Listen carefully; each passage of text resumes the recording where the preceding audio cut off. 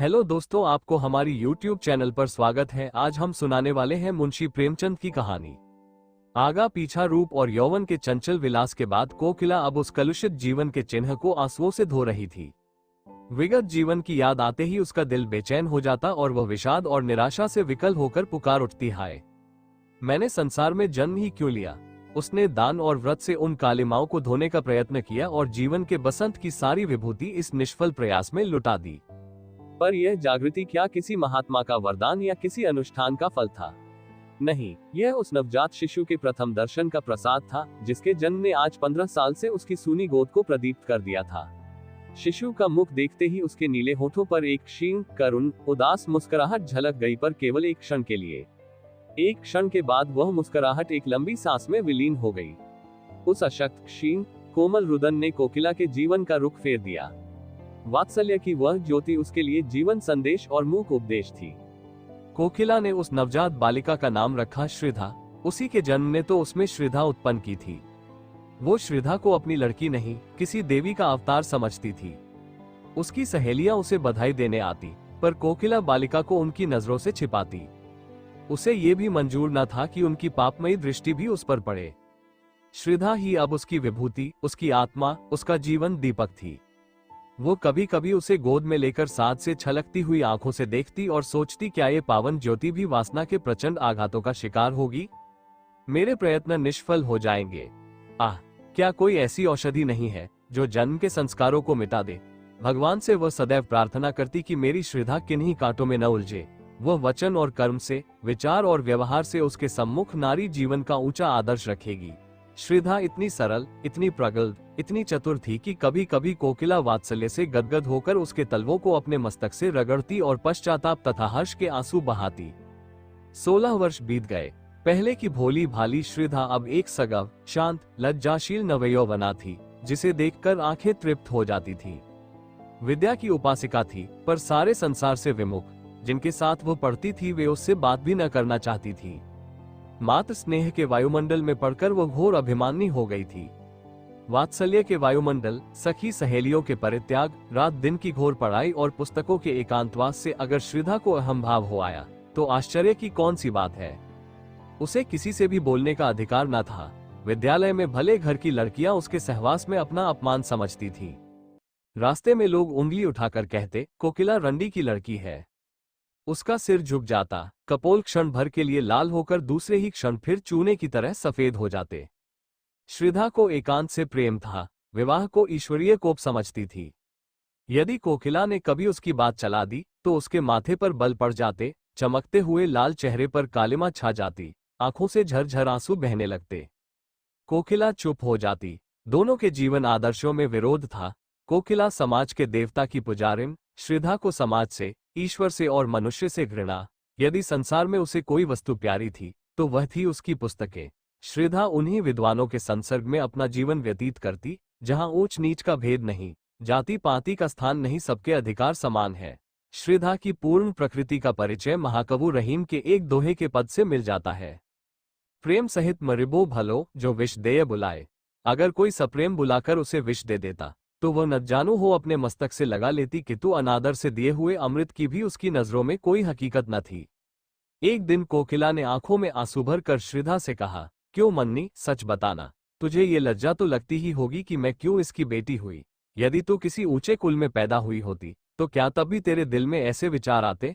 तू मन ही मन मुझे जरूर कोसती होगी। श्रीधा माँ का मुंह देखने लगी। माता से इतनी श्रीधा कभी उसके दिल में पैदा नहीं हुई थी। कांपते हुए स्वर में बोली, अम्मान जी, आप मुझसे ऐसा प्रश्न क्यों करती हैं? क्या मैंने कभी आपका अपमान किया है? कोकिला ने गदगद होकर कहा, नहीं बेटी, उस परम दयालु भगवान से यही प्रार्थना है कि तुम्हारी जैसी सुशील लड़की सबको दे। पर कभी कभी यह विचार आता है कि तू अवश्य ही मेरी बेटी होकर पछताती होगी। श्रीधा ने धीर कंठ से कहा, अम्मा, आपकी यह भावना निर्मूल है। मैं आपसे सच कहती हूँ, मुझे जितनी श्रद्धा और भक्ति आपके प्रति है, उतनी किसी के प्रति नहीं। आपकी बेटी कहलाना मेरे लिए लज्जा की बात नहीं, रव की बात है। मनुष्य परिस्थितियों का दास होता है। आप जिस वायुमंडल में पली, उसका असर तो पड़ना ही था, किंतु पाप के दलदल में फंसकर फिर निकल आना अवश्य गौरव की बात है। बहाव की ओर से नाव खेले जाना तो बहुत सरल है, किंतु जो नाविक बहाव के प्रतिकूल खेले जाता है वही सच्चा नाविक है। उदाहरण। कोकिला ने मुस्कुराते हुए पूछा, तो फिर विवाह के नाम से क्यों चिढ़ती है? श्रीधा ने आंखें नीची करके उत्तर दिया, बिना विवाह के जीवन व्यतीत नहीं हो सकता। मैं कुमारी ही रहकर जीवन बिताना चाहती हूँ। विद्यालय से निकलकर कॉलेज में प्रवेश करोगी और 2-3 वर्ष बाद हम दोनों स्वतंत्र रूप से रह सकती हैं। डॉक्टर बन सकती हूँ, वकालत कर सकती हूँ। औरतों के लिए सब मार्ग खुल गए हैं। कोकिला ने डरते डरते पूछा, क्यों? क्या तुम्हारे हृदय में कोई दूसरी इच्छा नहीं होती? किसी से प्रेम करने की अभिलाषा तेरे मन में नहीं पैदा होती? श्रीधा ने एक लंबी सांस लेकर कहा, अम्मान जी, प्रेम विहीन संसार में कौन है? प्रेम मानव जीवन का श्रेष्ठ अंग है। यदि ईश्वर की ईश्वरता कहीं देखने में आती है तो वह केवल प्रेम में। जब कोई ऐसा व्यक्ति मिलेगा जो मुझे वरने में अपनी मानहानि न समझेगा तो मैं तन मन धन से उसकी पूजा करूंगी, पर किसके सामने हाथ पसार कर प्रेम की भिक्षा मांगूं? यदि किसी ने सुधर के क्षणिक आवेश में विवाह कर भी लिया तो मैं प्रसन्न हो सकूंगी। इससे तो कहीं अच्छा है कि मैं विवाह का विचार ही छोड़ दूं। उदाहरण। इन्हीं दिनों महिला मंडल का एक उत्सव हुआ। कॉलेज के रसिक विद्यार्थी काफी संख्या में सम्मिलित हुए। हाल में तिल भर भी जगह खाली न थी। श्रीधा भी आकर स्त्रियों की सबसे अंत की पंक्ति में खड़ी हो गई। उसे ये सब स्वांग मालूम होता था। आज प्रथम ही बार वो ऐसी सभा में सम्मिलित हुई थी। सभा की कार्रवाई शुरू हुई। प्रधान महोदय की वक्तृता के पश्चात प्रस्ताव पेश होने लगे और उनके समर्थन के लिए वक्तृताएं होने लगीं। किंतु महिलाएं उनकी वक्तृताएं भूल गईं, या उन पर सभा का रोब ऐसा छा गया कि उनकी वक्तृता शक्ति लोप हो गई। वे कुछ टूटे फूटे जुमले बोलकर बैठने लगी। सभा का रंग बिगड़ने लगा। कई लेडियां बड़ी शान से प्लेटफॉर्म पर आईं, किंतु 2-3 शब्दों से अधिक न बोल सकी। नवयुवकों को मजाक उड़ाने का अवसर मिला। कहकहे पड़ने लगे, तालियां बजने लगी। श्रीधा उनकी ये दुर्जनता देखकर तिलमिला उठी। उसका अंग प्रत्यंग फड़कने लगा। प्लेटफॉर्म पर जाकर वह कुछ इस शान से बोली कि सभा पर आतंक छा गया। कोलाहल शांत हो गया। लोग टकटकी बांधकर उसे देखने लगे। श्रीधा स्वर्गीय बाला की भांति धारावाहिक रूप में बोल रही थी। उसके प्रत्येक शब्द से नवीनता, सजीवता और दृढ़ता प्रतीत होती थी। उसके नवयौवन की सुरभि भी चारों ओर फैलकर सभा मंडप को अवाक कर रही थी। सभा समाप्त हुई। लोग टीका टिप्पणी करने लगे। एक ने पूछा, ये स्त्री कौन थी भाई? दूसरे ने उत्तर दिया, उसी कोकिला रंडी की लड़की। तीसरे व्यक्ति ने कहा, तभी यह आवाज और सफाई है, तभी तो जादू है। जादू है जनाब, मुजस्सिम जादू। क्यों ना हो, माँ भी तो सितम ढाती थी। जब से उसने अपना पेशा छोड़ा, शहर बेजान हो गया। अब मालूम होता है कि यह अपनी माँ की जगह लेगी। इस पर एक खद्दरधारी काला नवयुवक बोला, क्या खूब कदरदानी फरमाई है जनाब ने, वाह। उसी व्यक्ति ने उत्तर दिया, आपको बुरा क्यों लगा? क्या कुछ सहरट गांठ तो नहीं है? काले नवयुवक ने कुछ तेज होकर कहा, आपको ऐसी बातें मुंह से निकालते लज्जा भी नहीं आती। दूसरे व्यक्ति ने कहा, लज्जा की कौन बात है जनाब? वेश्या की लड़की अगर वेश्या हो तो आश्चर्य की क्या बात है? नवयुवक ने घृणापूर्ण स्वर में कहा, ठीक होगा। आप जैसे बुद्धिमान व्यक्तियों की समझ में जिस रमणी के मुख से ऐसे विचार निकल सकते हैं वह देवी है, रूप को बेचने वाली नहीं। श्रीधा उसी समय सभा से जा रही थी। यह अंतिम शब्द उसके कानों में पड़ गए। वो विस्मित और पुलकित होकर वहीं ठिठक गई। काले नवयुवक की ओर कृतज्ञतापूर्ण दृष्टि से निहारा और फिर बड़ी तेजी से आगे बढ़ गई। लेकिन रास्ते भर उसके कानों में उन्हीं शब्दों की प्रतिध्वनि गूंजती रही। अब तक श्रीधा की प्रशंसा करने वाली, उसे उत्साहित करने वाली केवल उसी की मां कोकिला थी और चारों ओर वही उपेक्षा थी, वही तिरस्कार। आज एक अपरिचित, काले किंतु गौर हृदय वाले खद्दरधारी नवयुवक व्यक्ति के मुख का चित्र बराबर उसकी आंखों के सामने नाच रहा था। मन में प्रश्न उठा, वह कौन है? क्या फिर कभी उसके दर्शन होंगे? कॉलेज जाते समय श्रीधा उस नवयुवक को खोई हुई आंखों से खोजती, घर पर रोज चिक की आड़ से रास्ते के आते जाते लोगों को देखती, लेकिन वो नवयुवक नजर न आता। कुछ दिनों बाद महिला मंडल की दूसरी सभा का विज्ञापन निकला। अभी सभा होने को 4 दिन बाकी थे। वो चारों दिन श्रीधा ने अपना भाषण तैयार करने में बिताए। एक एक शब्द की खोज में घंटों सिर मारती, एक एक वाक्य को बार बार पढ़ती, बड़े बड़े नेताओं की स्पीचें पढ़ती और उसी तरह लिखने की कोशिश करती। जब सारी स्पीच पूरी हो गई तो श्रीधा अपने कमरे में जाकर कुर्सियों और मेजों को संबोधित करके जोर जोर से पढ़ने लगी। भाषण कला के सभी लक्षण जमा हो गए थे। उपसंहार तो इतना सुंदर था कि उसे अपने ही मुख से सुनकर वह मुग्ध हो गई। इसमें कितना संगीत था, कितना आकर्षण, कितनी क्रांति। सभा का दिन आ पहुंचा। श्रीधा मन ही मन भयभीत होती हुई सभा मंडप में घुसी। हाल भरा हुआ था और पहले दिन से भी अधिक भीड़ थी। श्रीधा को देखते ही जनता ने तालियां पीटकर उसका स्वागत किया। कोलाहल होने लगा और सभी एक स्वर से चिल्ला उठे, आप अपनी वक्तृता शुरू करें। श्रीधा ने मंच पर आकर एक उड़ती हुई निगाह से जनता की ओर देखा। वो काला नवयुवक जगह न मिलने के कारण अंतिम पंक्ति में खड़ा हुआ था। श्रीधा के दिल में गुदगुदी सी होने लगी। उसने कांपते स्वर में अपनी वक्तृता शुरू की। उसकी नजरों में सारा हाल पुतलियों से भरा हुआ था। अगर कोई जीवित मनुष्य था तो वही सबसे पीछे खड़ा हुआ काला नवयुवक। उसका मुख उसी की ओर था। वो उसी से अपने भाषण की दाद मांग रही थी।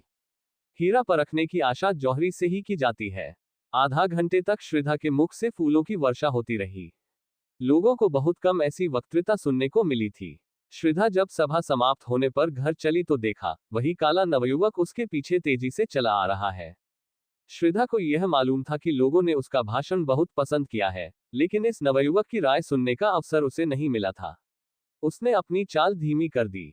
दूसरे ही क्षण वह नवयुवक उसके पास पहुंच गया। दोनों कई कदम चुपचाप चलते रहे।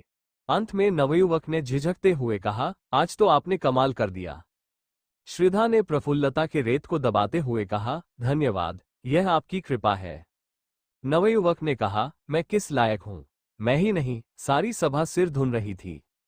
श्रीधा, क्या आपका शुभ स्थान यही है?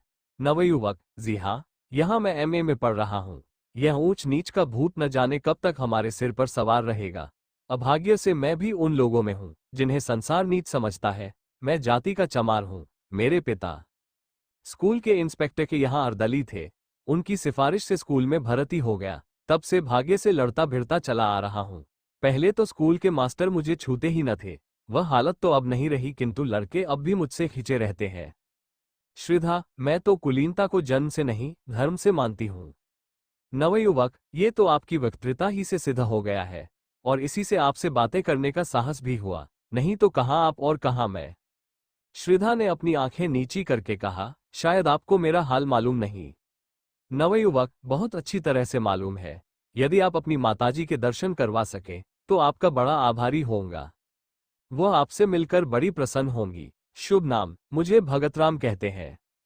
ये परिचय धीरे धीरे स्थिर और दृढ़ होता गया। मैत्री प्रगाढ़ होती गई। श्रीधा की नजरों में भगतराम एक देवता थे और भगतराम के समक्ष श्रीधा मानवीय रूप में देवी थी। 1 साल बीत गया। भगतराम रोज देवी के दर्शन को जाता। दोनों घंटों बैठे बातें किया करते। श्रीधा कुछ भाषण करती तो भगतराम सब काम छोड़कर सुनने जाता। उनके मंसूबे एक थे, जीवन के आदर्श एक, रुचि एक, विचार एक। भगतराम अब प्रेम और उसके रहस्यों की मार्मिक विवेचना करता। उसकी बातों में रस और अलंकार का कभी इतना संयोग न हुआ था। भावों को इंगित करने में उसे कमाल हो गया था। लेकिन ठीक उन अवसरों पर जब श्रीधा के हृदय में गुदगुदी होने लगती, उसके कपोल उल्लास से रंजित हो जाते। भगतराम विषय पलट देता और जल्दी ही कोई बहाना बनाकर वहां से खिसक जाता। उसके चले जाने पर श्रीधा हसरत के आंसू बहाती और सोचती, क्या इन्हें दिल से मेरा प्रेम नहीं। एक दिन कोकिला ने भगतराम को एकांत में बुलाकर कहा, बेटा, अब तो मुन्नी से तुम्हारा विवाह हो जाए तो अच्छा, जीवन का क्या भरोसा, कहीं मर जाऊं तो ये साध मन ही में रह जाए। भगतराम ने सिर हिलाकर कहा, अम्मा, जरा इस परीक्षा में पास हो जाने दो। जीविका का प्रश्न हल हो जाने के बाद ही विवाह शोभा देता है। ये सब तुम्हारा ही है, क्या मैं साथ बांध ले जाऊंगी? यह आपकी कृपा है अम्मान जी, पर इतना निर्लज न बनाइए। मैं तो आपका हो चुका, अब तो आप दुत्कारे भी तो इस द्वार से नहीं टल सकता। मुझ जैसा भाग्यवान संसार में और कौन है। लेकिन देवी के मंदिर में जाने से पहले कुछ पान फूल तो होना ही चाहिए। साल भर और गुजर गया। भगतराम ने एमए की उपाधि ली और अपने ही विद्यालय में अर्थशास्त्र का अध्यापक हो गया। उस दिन कोकिला ने खूब दान पुण्य किया। जब भगतराम ने आकर उसके पैरों पर सिर झुकाया तो उसने उसे छाती से लगा लिया। उसे विश्वास था कि आज भगतराम विवाह के प्रश्न को जरूर छेड़ेगा। श्रीधा प्रतीक्षा की मूर्ति बनी हुई थी। उसका एक एक अंग मानो 100 तार होकर प्रतिध्वनित हो रहा था। दिल पर एक नशा छाया हुआ था। पांव जमीन पर न पड़ते थे। भगतराम को देखते ही मां से बोली, अम्मा, अब हमको एक हल्की सी मोटर ले दीजिएगा। कोकिला ने मुस्कुराकर कहा, हल्की सी क्यों, भारी सी ले लेना। पहले कोई अच्छा सा मकान तो ठीक कर लो। श्रीधा भगतराम को अपने कमरे में बुला ले गई। दोनों बैठकर नए मकान की सजावट के मंसूबे बांधने लगे। पर्दे, फर्श, तस्वीरें, सबकी व्यवस्था की गई। श्रीधा ने कहा, रुपये भी अम्मान जी से ले लेंगे। भगतराम बोला, उनसे रुपये लेते मुझे शर्म आएगी। श्रीधा ने मुस्कुराकर कहा, आखिर मेरे दहेज के रुपये तो देंगी। दोनों घंटे भर बातें करते रहे, मगर वह मार्मिक शब्द जिसे सुनने के लिए श्रीधा का मन आतुर हो रहा था, आज भी भगतराम के मुंह से न निकला और वह विदा हो गया। उसके जाने पर कोकिला ने डरते डरते पूछा, आज क्या बातें हुई? श्रीधा ने उसका आशय समझकर कहा, अगर मैं ऐसी भारी हो रही हूं तो कुएं में क्यों नहीं डाल देती? ये कहते कहते उसके धैर्य की दीवार टूट गई। वह आवेश और वह वेदना, जो भीतर ही भीतर अब तक टीस रही थी, निकल पड़ी। वो फूट फूट कर रोने लगी। कोकिला ने झुंझलाकर कहा, जब कुछ बातचीत ही नहीं करना है तो रोज आते ही क्यों है?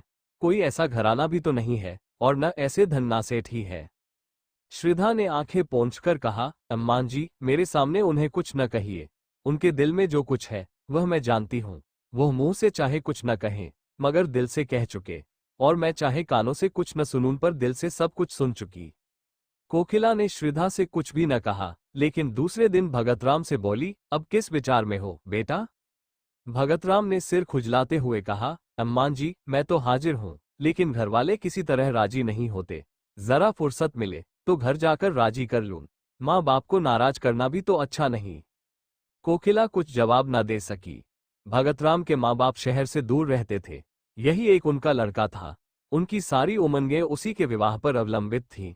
उन्होंने कई बार उसकी शादी तय की, पर भगतराम बार बार यही कहकर निकल जाता कि जब तक नौकर न हो जाऊंगा विवाह न करूंगा। अब वो नौकर हो गया था, इसलिए दोनों माघ के एक ठंडे प्रातः काल में लदे फैदे भगतराम के मकान पर आ पहुंचे। भगतराम ने दौड़कर उनकी पद धूली ली और कुशल आदि पूछने के बाद कहा, आप लोगों ने इस जाड़े पाले में क्यों तकलीफ की? मुझे बुला लिया होता। चौधरी ने अपनी पत्नी की ओर देखकर कहा, सुनती हो बच्चा की अम्मा जब बुलाते हैं तो कहते हैं कि इम्तिहान है, ये है, वह है। जब आ गए तो कहता है, बुलाया क्यों नहीं? तुम्हारा विवाह ठीक हो गया है।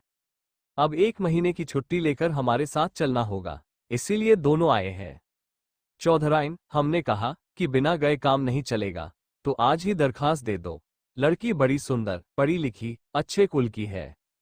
भगतराम ने लजाते हुए कहा, मेरा विवाह तो यहीं एक जगह लगा हुआ है, अगर आप राजी हो तो कर लूं।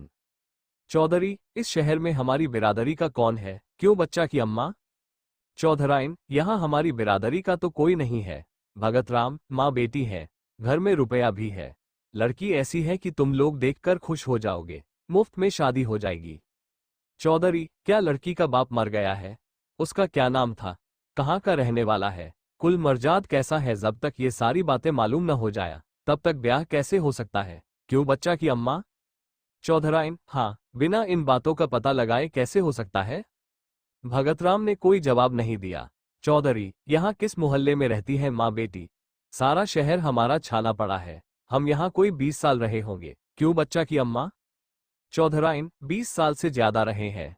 भगतराम, उनका घर नखास पर है। चौधरी, नखास से किस तरफ?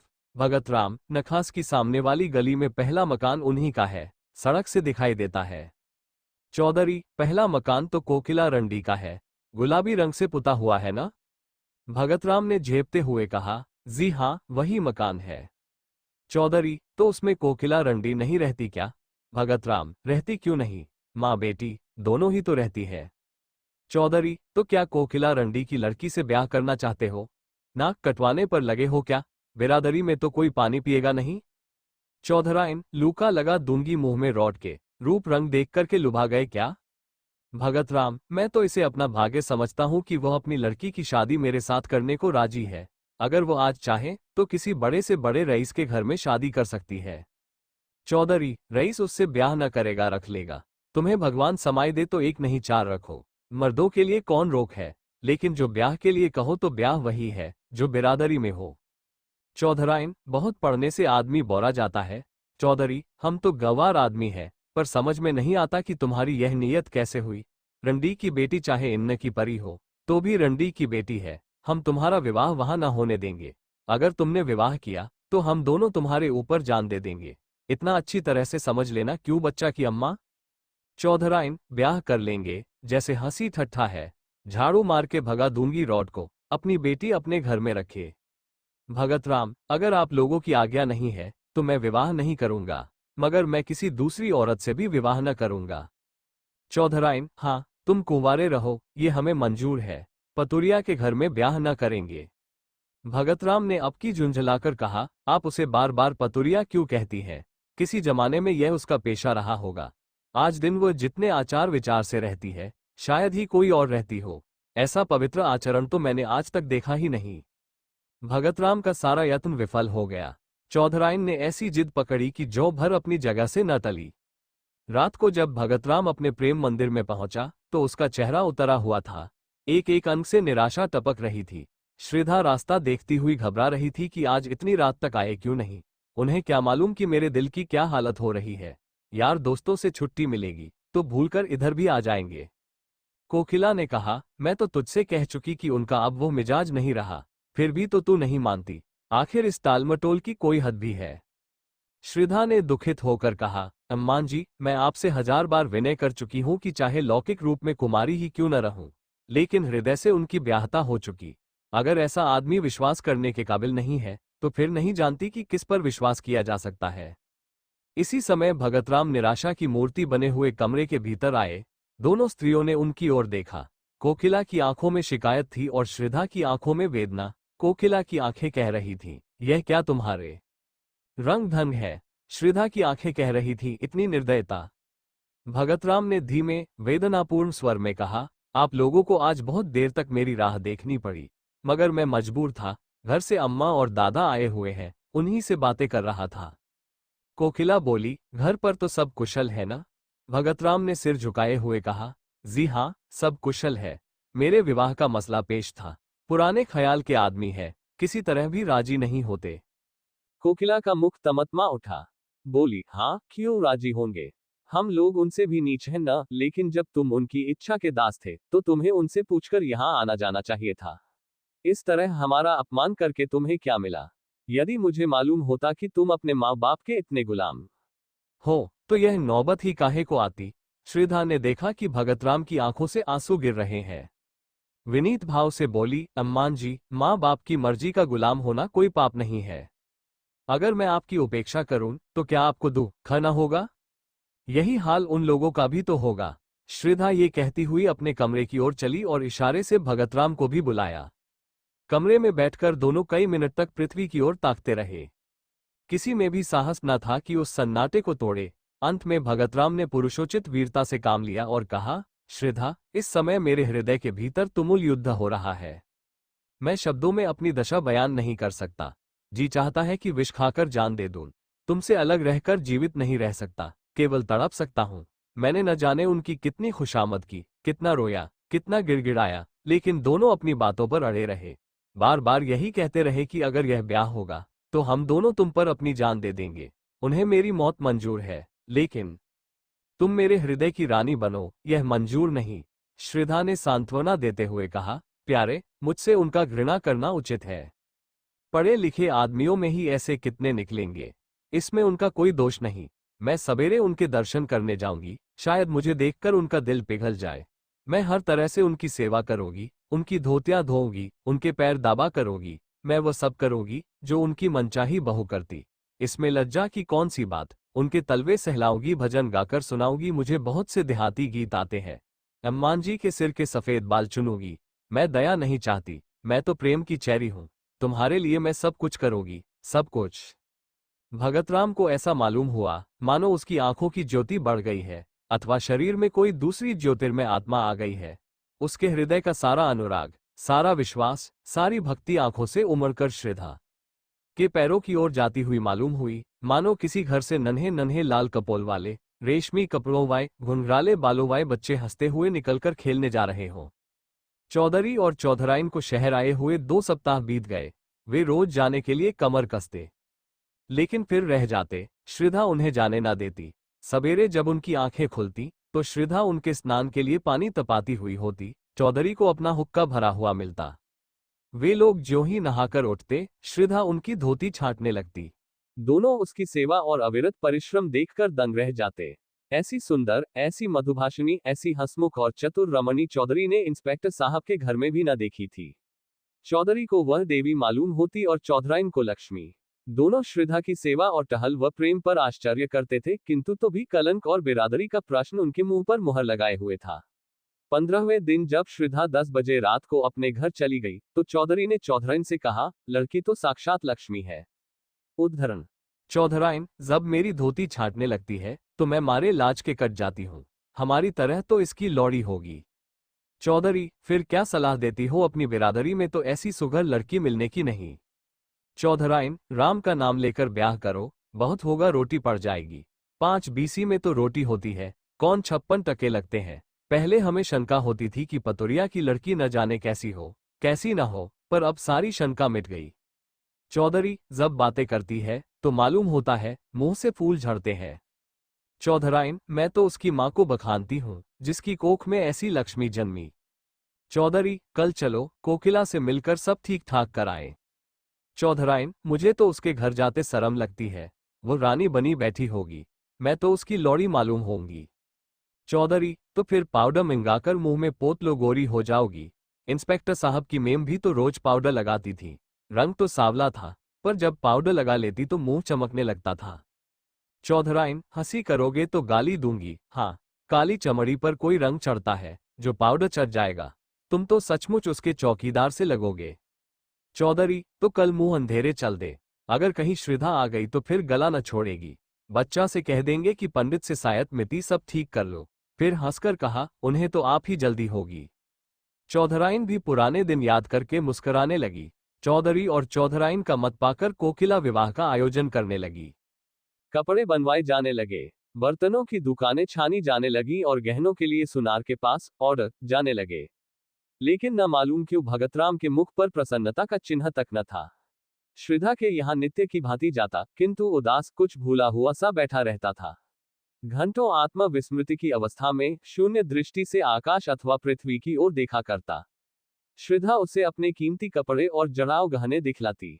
उसके अंग प्रत्यंग से आशाओं की स्फूर्ति छलकी पड़ती थी। इस नशे में वह भगतराम की आंखों में छिपे हुए आंसुओं को न देख पाती थी। इधर चौधरी भी तैयारियां कर रहे थे। बार बार शहर आते और विवाह के सामान मोल ले जाते। भगतराम के स्वतंत्र विचार वाले मित्र उसके भाग्य पर ईर्ष्या करते थे। अप्सरा जैसी सुंदर स्त्री, कारों के खजाने जैसी दौलत दोनों साथ ही किसे मयस्सर होते हैं, किंतु वह जो मित्रों की ईर्ष्या, कोकिला की प्रसन्नता, श्रद्धा की मनोकामना और चौधरी और चौधराइन के आनंद का कारण था, छिप छिप कर रोता था, अपने जीवन से दुखी था। चिराग तले अंधेरा छाया हुआ था। इस छिपे हुए तूफान की किसी को भी खबर न थी, जो उसके हृदय में हाहाकार मचा रहा था। ज्यों ज्यों विवाह का दिन समीप आता था, भगतराम की बनावटी उमंग भी ठंडी पड़ती जाती थी। जब 4 दिन रह गए तो उसे हल्का सा ज्वर आ गया। वह श्रद्धा के घर भी न जा सका। चौधरी और चौधराइन तथा अन्य बिरादरी के लोग भी आ पहुंचे थे, किंतु सबके सब विवाह की धुन में इतने मस्त थे कि किसी का भी ध्यान उसकी ओर न गया। दूसरे दिन भी वह घर से न निकल सका। श्रद्धा ने समझा कि विवाह की रीतियों से छुट्टी न मिली होगी। तीसरे दिन चौधराइन भगतराम को बुलाने गई तो देखा कि वह सहमी हुई विस्फारित आंखों से कमरे के एक कोने की ओर देखता हुआ दोनों हाथ सामने किए पीछे हट रहा है, मानो अपने को किसी के वार से बचा रहा हो। चौधराइन ने घबराकर पूछा, बच्चा कैसा जी है? पीछे इस तरह क्यों चले जा रहे हो? यहाँ तो कोई नहीं है। भगतराम के मुख पर पागलों जैसी अचेतना थी, आंखों में भय छाया हुआ था। भीत स्वर में बोला, नहीं अम्मान जी, देखो वह श्रद्धा चली आ रही है। देखो, उसके दोनों हाथों में 2 काली नागिनें हैं। वह मुझे उन नागिनों से डसवाना चाहती है। अरे अम्मा, वह नजदीक आ गई। श्रद्धा, श्रद्धा, तुम मेरी जान की क्यों बैरिन हो गई? क्या मेरे असीम प्रेम का यही परिणाम है? मैं तो तुम्हारे चरणों पर बलि होने के लिए सदैव तत्पर था। इस जीवन का मूल्य ही क्या है? तुम इन नागिनों को दूर फेंक दो। मैं यहाँ तुम्हारे चरणों पर लेटकर यह जान तुम पर न्योछावर कर दूंगा। है, तुम न मानोगी। ये कहकर वो चित गिर पड़ा। चौधराइन ने लपक कर चौधरी को बुलाया। दोनों ने भगतराम को उठाकर चारपाई पर लिटा दिया। चौधरी का ध्यान किसी आसेब की ओर गया। वो तुरंत ही लोग और राख लेकर आसेब उतारने का आयोजन करने लगे। स्वयं मंत्र तंत्र में निपुण थे। भगतराम का सारा शरीर ठंडा था, किंतु सिर तवे की तरह तप रहा था। रात को भगतराम कई बार चौंक कर उठा। चौधरी ने हर बार मंत्र फूंककर अपने ख्याल से आसेब को भगाया। चौधराइन ने कहा, कोई डॉक्टर क्यों नहीं बुलाते? शायद दवा से कुछ फायदा हो। कल ब्याह और आज ये हाल। चौधरी ने निशंक भाव से कहा, डॉक्टर आकर क्या करेगा? वही पीपल वाले बाबा तो है। दवा दारू करना उनसे और रार बढ़ाना है। रात जाने दो, सवेरा होते ही एक बकरा और एक बोतल दारू उनकी भेंट की जाएगी। बस और कुछ करने की जरूरत नहीं। डॉक्टर बीमारी की दवा करता है कि हवा बयार की। बीमारी उन्हें कोई नहीं है। कुल के बाहर ब्याह करने ही से देवता लोग रूठ गए हैं। सवेरे चौधरी ने एक बकरा मंगाया। स्त्रियां गाती बजाती हुई देवी के चौतरे की ओर चली। जब लोग लौटकर आए तो देखा कि भगतराम की हालत खराब है। उसकी नाड़ी धीरे धीरे बंद हो रही थी। मुख पर मृत्यु विभीषिका की छाप थी। उसके दोनों नेत्रों से आंसू बहकर गालों पर धुलक रहे थे, मानो अपूर्ण इच्छा का अंतिम संदेश निर्दय संसार को सुना रहे हो। जीवन का कितना वेदनापूर्ण दृश्य था। अश्रु की दो बूंदें। अब चौधरी घबराए। तुरंत ही कोकिला को खबर दी। एक आदमी डॉक्टर के पास भेजा। डॉक्टर के आने में तो देर थी, वह भगतराम के मित्रों में से थे, किंतु कोकिला और श्रीधा आदमी के साथ ही आ पहुंची। श्रीधा भगतराम के सामने आकर खड़ी हो गई। आंखों से आंसू बहने लगे। थोड़ी देर में भगतराम ने आंखें खोली और श्रीधा की ओर देखकर बोले, तुम आ गई श्रीधा, मैं तुम्हारी राह देख रहा था। यह अंतिम प्यार। लो, आज ही सब आगा पीछा का अंत हो जाएगा, जो आज से 3 वर्ष पूर्व आरंभ हुआ था। इन 3 वर्षों में मुझे जो आत्मिक यंत्रणा मिली है, हृदय ही जानता है। तुम वफा की देवी हो, लेकिन मुझे रह रहकर यह भ्रम होता था। क्या तुम खून के असर का नाश कर सकती हो? क्या तुम एक ही बार में अपनी परंपरा की नीति छोड़ सकोगी? क्या तुम जन्म के प्राकृतिक नियमों को तोड़ सकोगी? इन भ्रमपूर्ण विचारों के लिए शोक न करना। मैं तुम्हारे योग्य न था किसी प्रकार भी, और कभी भी तुम्हारे जैसा महान हृदय न बन सका। हाँ, इस भ्रम के वश में पड़कर संसार से मैं अपनी इच्छाएं बिना पूर्ण किए ही जा रहा हूँ। तुम्हारे अगाध, निष्कपट, निर्मल प्रेम की स्मृति सदैव ही मेरे साथ रहेगी। किंतु हाय अफसोस। कहते कहते भगतराम की आंखें फिर बंद हो गईं। श्रीधा के मुख पर गाढ़ी लालिमा दौड़ गई। उसके आंसू सूख गए। झुकी हुई गर्दन तन गई। माथे पर बल पड़ गए। आंखों में आत्मा अभिमान की झलक आ गई। वह क्षण भर वहां खड़ी रही और दूसरे ही क्षण नीचे आकर अपनी गाड़ी में बैठ गई। कोकिला उसके पीछे पीछे दौड़ी हुई आई और बोली, बेटी, ये क्रोध करने का अवसर नहीं है। लोग अपने दिल में क्या कहेंगे? उनकी दशा बराबर बिगड़ती ही जाती है। तुम्हारे रहने से बूढ़ों को धाधस बंधा रहेगा। श्रीधा ने कुछ उत्तर न दिया। कोचवान से कहा, घर चलो। कहकर कोकिला भी गाड़ी में बैठ गई। असह्य शीत पड़ रहा था। आकाश में काले बादल छाए हुए थे। शीतल वायु चल रही थी। माघ के अंतिम दिवस थे।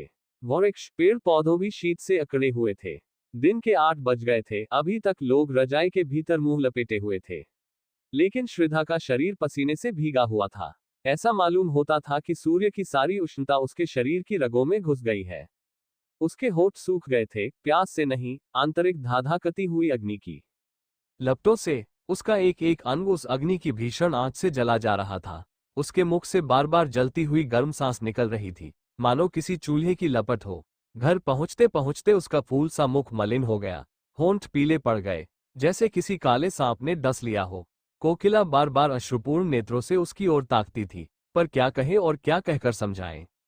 घर पहुंचकर श्रीधा अपने ऊपर के कमरे की ओर चली, किंतु उसमें इतनी शक्ति न थी कि सीढ़ियां चढ़ सके। रस्सी को मजबूती से पकड़ती हुई किसी तरह अपने कमरे में पहुंची। हाय, आधा ही घंटे पूर्व यहाँ की एक एक वस्तु पर प्रसन्नता, आह्लाद, आशाओं की छाप लगी हुई थी, पर अब सब की सब सिर धुनती हुए मालूम होती थी।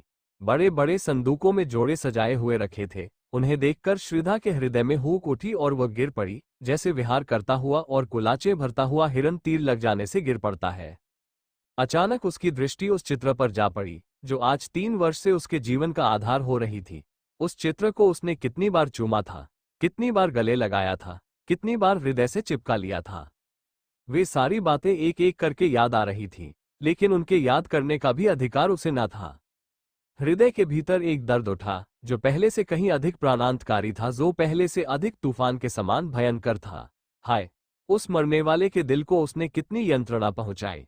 भगतराम के अविश्वास का ये जवाब, ये प्रत्युत्तर कितना रोमांचकारी और हृदय विदारक था। हाय, वो कैसे ऐसी निठुर हो गई। उसका प्यारा उसकी नजरों के सामने दम तोड़ रहा था। उसके लिए, उसकी सांत्वना के लिए एक शब्द भी मुंह से न निकला। यही तो खून का असर है, इसके अतिरिक्त और हो ही क्या सकता था। आज पहली बार श्रीधा को कोकिला की बेटी होने का पछतावा हुआ। वह इतनी स्वार्थरत, इतनी हृदयहीन है, आज ही उसे मालूम हुआ। वह त्याग, वह सेवा, वह उच्चादर्श जिस पर उसे घमंड था, ढहकर श्रीधा के सामने गिर पड़ा। वह अपनी ही दृष्टि में अपने को हेय समझने लगी। उस स्वर्गीय प्रेम का ऐसा नैराश्यपूर्ण उत्तर वेश्या की पुत्री के अतिरिक्त और कौन दे सकता है। श्रीधा उसी समय कमरे से बाहर निकलकर वायु वेग से सीढ़ियां उतरती हुई नीचे पहुंची और भगतराम के मकान की ओर दौड़ी। वह आखिरी बार उससे गले मिलना चाहती थी, अंतिम बार उसके दर्शन करना चाहती थी। वह अनंत प्रेम के कठिन बंधनों को निभाएगी और अंतिम श्वास तक उसी की ही बनकर रहेगी। रास्ते में कोई सवारी न मिली। श्रीधा थकी जा रही थी, सिर से पांव तक पसीने से नहाई हुई थी। न मालूम कितनी बार वह ठोकर खाकर गिरी और फिर उठकर दौड़ने लगी। उसके घुटनों से रक्त निकल रहा था। साड़ी कई जगह से फट गई थी, मगर उस वक्त अपने तन बदन की सुध तक न थी। उसका एक एक रोआ सहर कंठ होकर ईश्वर से प्रार्थना कर रहा था कि उस प्रातः काल के दीपक की लौ थोड़ी देर और बची रहे। उनके मुंह से एक बार श्रीधा का शब्द सुनने के लिए उसकी अंतरात्मा कितनी व्याकुल हो रही थी। केवल यही एक शब्द सुनकर फिर उसकी कोई भी इच्छा अपूर्ण न रह जाएगी, उसकी सारी आशाएं सफल हो जाएंगी, सारी साध पूर्ण हो जाएगी। श्रीधा को देखते ही चौधराइन ने उसका हाथ पकड़ लिया और रोती हुई बोली, बेटी तुम कहाँ चली गई थी? 2 बार तुम्हारा नाम लेकर पुकार चुके हैं। श्रीधा को ऐसा मालूम हुआ मानो उसका कलेजा फटा जा रहा है। उसकी आंखें पथरा गईं। उसे ऐसा मालूम होने लगा कि वह अगाध अथाह समुद्र की भोव में पड़ गई है। उसने कमरे में जाते ही भगतराम के ठंडे पैरों पर सिर रख दिया और उसे आंखों के गर्म पानी से धोकर गर्म करने का उपाय करने लगी। यही उसकी सारी आशाओं और कुछ अरमानों की समाधि थी। भगतराम ने आंख खोलकर कहा, क्या तुम हो श्रीधा? मैं जानता था कि तुम आओगी, इसीलिए अभी तक प्राण अवशेष थे। जरा मेरे हृदय पर अपना सिर रख दो। हाँ, मुझे अब विश्वास हो गया कि तुमने मुझे क्षमा कर दिया। जी डूब रहा है, तुमसे कुछ मांगना चाहता हूं, पर किस मुंह से मांगूं? जब जीते जी न मांग सका तो अब क्या है? हमारी अंतिम घड़ियां किसी अपूर्ण साध को अपने हृदय के भीतर छिपाए हुए होती है। मृत्यु पहले हमारी सारी ईर्ष्या, सारा भेदभाव, सारा द्वेष नष्ट करती है। जिनकी सूरत से हमें घृणा होती है, उनसे फिर वही पुराना सौहार्द, पुरानी मैत्री करने के लिए, उनको गले लगाने के लिए हम उत्सुक हो जाते हैं। जो कुछ कर सकते थे और न कर सके, उसी की एक साथ रह जाती है। भगतराम ने उखड़े हुए विषादपूर्ण स्वर में अपने प्रेम की पुनरावृत्ति श्रीधा के सामने की। उस स्वर्गीय निधि को पाकर वह प्रसन्न हो सकता था, उसका उपयोग कर सकता था, किंतु हाय, आज वह जा रहा है अपूर्ण साधों की स्मृति लिए हुए। हाय रे अभागिन साध। श्रीधा भगतराम के वक्षस्थल पर झुकी हुई रो रही थी।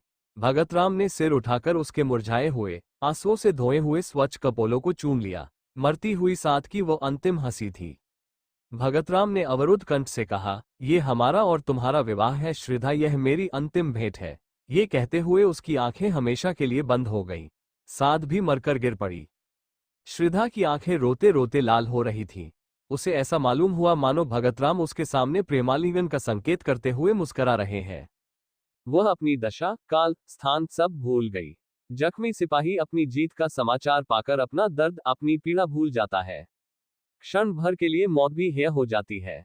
श्रीधा का भी यही हाल हुआ। वह भी अपना जीवन प्रेम की निठुर वेदी पर उत्सर्ग करने के लिए तैयार हो गई, जिस पर लैला और मजनू, शीरी और फरहाद नहीं, हजारों ने अपनी बलि चढ़ा दी। उसने चुंबन का उत्तर देते हुए कहा, प्यारे, मैं तुम्हारी हूं और सदा तुम्हारी ही रहूंगी।